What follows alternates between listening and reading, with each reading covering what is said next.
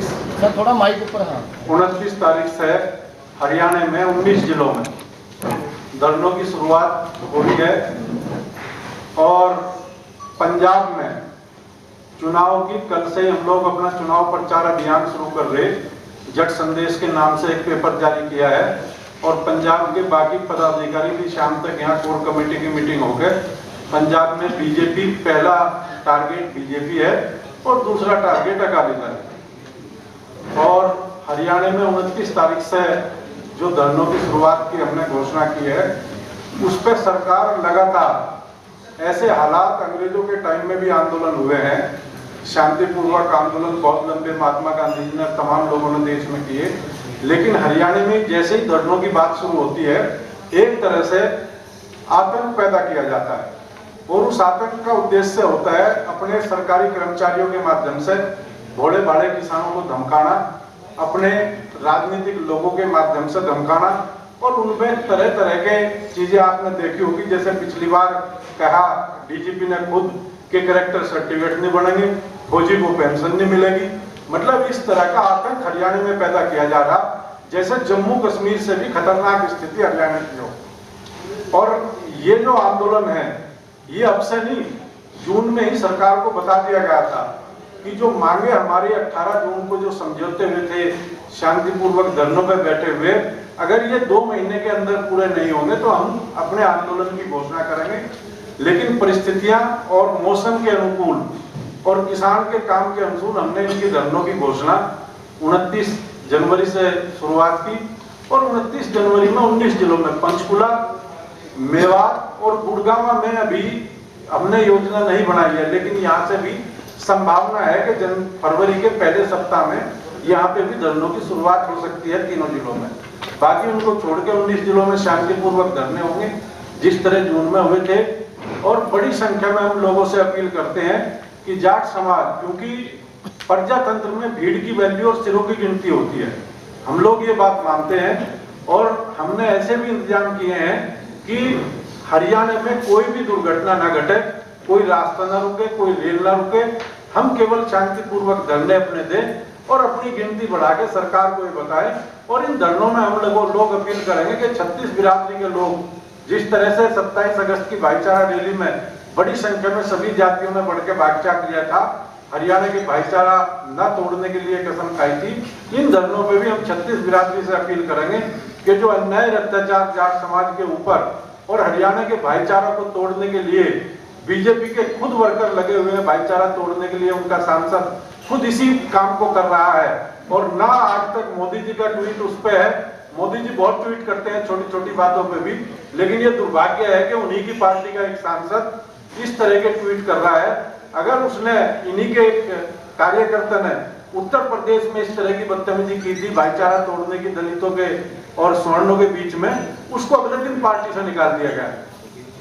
तो मेरा ये कहने का मतलब है, इसका मतलब ये बीजेपी की साजिश है। इस साजिश को पूरा हरियाणा समझे, पूरा देश समझ रहा है, पूरे देश ने इसको समझ के बीजेपी का उत्तर प्रदेश में भी, पंजाब में भी और उत्तराखंड में चुनाव में हराने का निर्णय पूरे देश ने लिया है। और बाकी राज्य भी हरियाणा के आंदोलन में 3 राज्यों में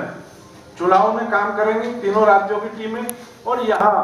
बाकी राज्यों के लोग भी, हरियाणा से 125 टीमें गठित कर दी गई उत्तर प्रदेश के लिए, और 22-23 टिकट जो बीजेपी के डिक्लेयर होंगे उनके लिए भी टीमें गठित कर दी जाएगी कि वे सभी सीटों पर जाए और बताए कि हरियाणा में किस तरह का अत्याचार और अन्याय हुआ, जिसमें 30 लोगों की हत्या की गई, सैकड़ों हजारों लोगों पे गोलियां बरसाई गई और उसके बाद आज भी 67 लोग जेल में बंद है और 20-25 हजार लोगों पे फर्जी नामजदगी के मुकदमे दर्ज हैं। इन सब अन्यायों को लेकर हम लोग तीनों राज्य के चुनाव में भी जाएंगे और इसी तरह की घटना अगर हरियाणा में फैलाई जाएगी तो इसका 36 बिरादरी को साथ लेकर पुरजोर विरोध किया जाएगा। और सरकार से हम लोग एक बात की चाहते हैं कि वो हरियाणा में आतंक की भाषा ना बोले और जिस तरह से वो डराने और धमकाने का काम करती है, जो वादे उसने 22 फरवरी को 2016 में किए थे, आंदोलन वापसी के टाइम पे प्रेस कॉन्फ्रेंस करके किए थे कि मुकदमे वापिस होंगे, घायलों को मुआवजा मिलेगा, जो आंदोलन में शहीद हुए उनको मुआवजा मिलेगा, और जो तमाम चीजों पर वादे किए गए, और ये भी कहा था कि हाँ सांसद सैनी पर भी हम लोग कार्रवाई करेंगे। तो ऐसे तमाम काम करने के लिए वे वादे पूरे करें, डराए और धमकाए ना। तो इस तरह से जिस तरह का आतंक पैदा किया जा रहा है, सरकार अपना काम करे, शांतिपूर्वक धरने होंगे, इस बात का हम विश्वास दिलाते हैं। और जब जब भी सरकार ने अपने लोगों से आंदोलन में हिंसा कराने का प्रयत्न किया तभी हिंसा हुई है। उससे पहले कभी कोई हिंसा आंदोलन कोई नया नहीं कि बीजेपी सरकार के बीच में हुआ। आंदोलन उससे पहले हुड्डा सरकार के सामने भी हुआ, बड़े आंदोलन हुए, उसमें भी 3 बच्चों की हत्या की गई। लेकिन कभी भी इस तरह के हालात नहीं बने हरियाणा में कि जिसमें एक आतंक का माहौल पैदा किया जा सके, और सरकार अपनी तरफ से अपने कार्यकर्ताओं और अपने सांसद को इस काम पे लगाए, ऐसा कभी नहीं हो। तो इसी बात को लेकर आज की प्रेस का आयोजन किया गया कि आपके माध्यम से हम लोग अपनी बात सरकार तक भी पहुंचा सके और जनता तक भी पहुंचा सके, ये हमारी गारंटी लेंगे हम लोग। लेकिन सरकार इसी बीच में अपने कुछ संगठनों को तैयार करके, अपने कुछ लोगों को तैयार करके अगर कोई रास्ते वास्ते रुकवाती है तो ये सरकार की जिम्मेदारी होगी। इसमें अखिल भारतीय जाट आरक्षण संघर्ष समिति का पहले से नियम है कि शांतिपूर्वक आंदोलन और शांतिपूर्वक धरने और भीड़ बढ़ा के अपनी बात सरकार को सुनाई जा सके, और केंद्र सरकार को भी ये बताया जा सके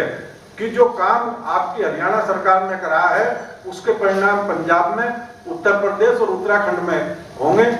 यहाँ भी 2 अंकों में मुश्किल पहुंचेगी बीजेपी, और उत्तर प्रदेश में भी 2 अंकों से तीसरा अंक नहीं लेगी क्योंकि वहाँ 400 सीट है, और 2 अंकों में शायद मुश्किल से वहां तो विधानसभा 2 अंकों की, तो 1 अंक में भी सिमटने की संभावना है उत्तराखंड में। आप लोगों के पास जो सर्वे आ रहे होंगे आप उनसे मैच कर लेना, क्योंकि हम लोग ग्राउंड रियलिटी में घूम रहे, रोजाना ही अपने जिलों पर जा रहे, अपने कार्यकर्ताओं से फीडबैक ले रहे। बेहद नाराजगी है जाट समाज में, और उसी को लेकर इन तीनों राज्यों में बीजेपी को भुगतान करना पड़ेगा हरियाणा की घटनाओं के ऊपर। आखिरी 5 राज्यों में आप बीजेपी का विरोध करेंगे चुनाव में? 2 में तो जाट है ही नहीं, मणिपुर में और गोवा में। 3 राज्यों में जाट है जो तय करते हैं राजनीति को, तीनों राज्यों में विरोध कर रहे हैं। बीजेपी के विकल्प है हमारे पास, हर जगह एक ही जिले में 5-6 सीट आती है हमारे यहाँ, और अलग अलग समीकरण है। कहीं पे जैसे उत्तर प्रदेश की मैं बात बताऊं, कहीं पे सपा का कैंडिडेट मजबूत होगा, कहीं पे बहनजी का मजबूत होगा, कहीं पे आरएलडी का मजबूत होगा, और कहीं पे निर्दलीय भी मजबूत होगा। हम जितनी वोट प्रभावित करते हैं, अगर किसी विधानसभा सीट पे हमारे कहने से 15,000 वोट ट्रांसफर होती है, तो जो 15,000 वोट जुड़ने हैं जीत जाए इनके खिलाफ, हम उसको समर्थन करेंगे। किसी पार्टी के लिए फतवा नहीं है। समर्थन करूंगा पंजाब में तो इनके अलावा 2 पार्टी है, कांग्रेस है और आप है। जिसका कैंडिडेट मजबूत होगा उसको समर्थन करेंगे। आपसे समर्थन मांगा जी किसी ने अभी तक? बहुत आते हैं, रोजाना ही आते हैं, दफ्तरों पर लाइन लग गई, मतलब उसकी कोई कमी नहीं है। लेकिन